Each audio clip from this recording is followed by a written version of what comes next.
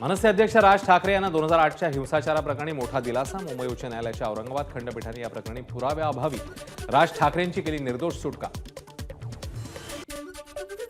पंतप्रधान मोदींच्या नागपूर दौऱ्यावेळी सरसंघचालक मोहन भागवत उपस्थित असणार. रेशीमबाग स्मृती मंदिर परिसरात मोदी जाणार. यावेळी मोदी आणि मोहन भागवत यांची होणारी भेट अतिशय महत्त्वाची मानली जाते. पंतप्रधान विश्व हिंदू परिषद आणि बजरंग दलाला झालेल्या हिंसाचाराबद्दल जाब विचारतील का? तसंच दीक्षाभूमीवर जाणारे पंतप्रधान महाबोधी विहार बौद्धांच्या हाती घेण्यात येण्यासंदर्भात घोषणा करणार का? मोदींच्या नागपूर दौऱ्यावरून काँग्रेस नेते नितीन राऊत यांचा सवाल. यंदा आणि पुढील वर्षात कर्जमाफी होणार नाही. 31 तारखेपर्यंत शेतकऱ्यांनी पैसे भरावे. उपमुख्यमंत्री अजित पवारांचं वक्तव्य. अजित पवारांची भूमिका ही सरकारची भूमिका. फडणवीसांचं वक्तव्य. कर्जमाफीच्या भूमिकेवरून शिंदेंच्या शिवसेनेचे आमदार संजय शिरसाट यांचा अप्रत्यक्षरित्या विरोध. अजित पवारांनी घोषणा करताना सर्वांना सोबत घेऊन निर्णय घ्यायला हवा होता. शिरसाट यांची प्रतिक्रिया. 31 तारखेपर्यंत कर्ज भरा असं शेतकऱ्यांना सांगताना लाज वाटत नाही का? शेतकरी नेते राजू शेट्टींची उपमुख्यमंत्री अजित पवार यांच्यावर जोरदार टीका. जनतेने राक्षसी बहुमत देऊन सत्तेवर बसवलेले लोक आता राक्षसाप्रमाणे वागू बोलू लागले. शेतकरी कर्जमाफी आणि लाडकी बहिणींना अपात्र करण्यावरून काँग्रेस प्रदेशाध्यक्ष हर्षवर्धन सपकाळ यांचा सरकारवर हल्लाबोल.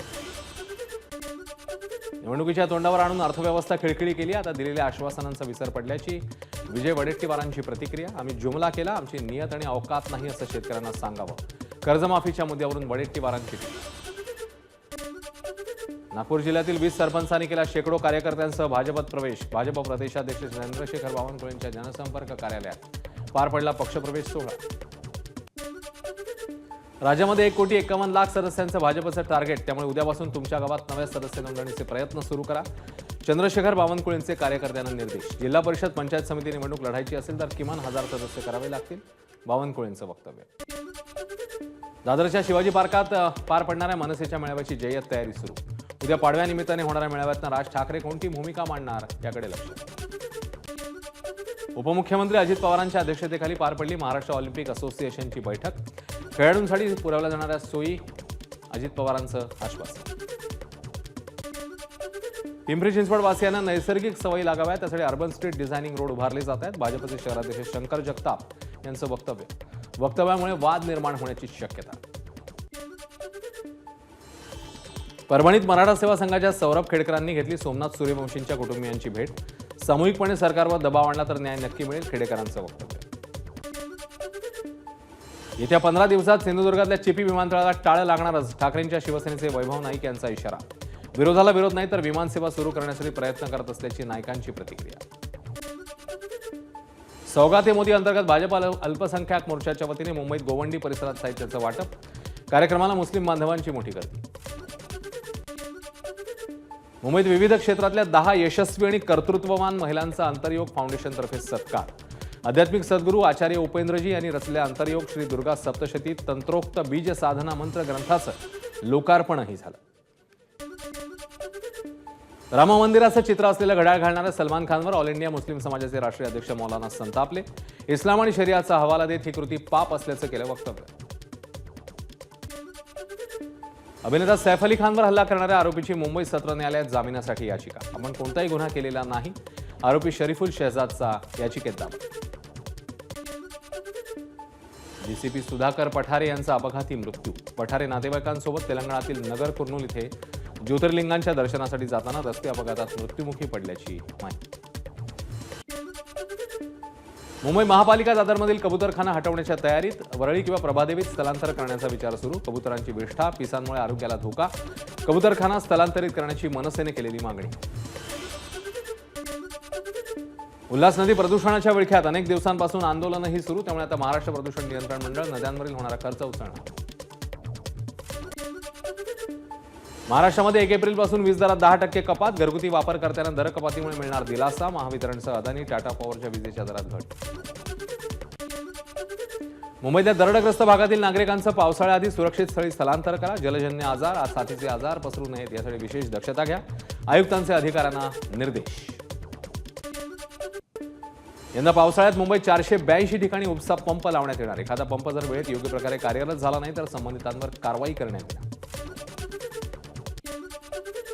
मलबार हिलमध्ये तयार करण्यात आलेला नेचर वॉक उद्यापासून खुला करण्यात येणार. नेचर वॉकवेवर चालताना मलबार हिल इथे असलेल्या जंगलातील विविध वनस्पती पाहता येणार. यासाठी भारतीयांना 25 रुपये तर विदेशी पर्यटकांना 100 रुपये मोजावे लागणार.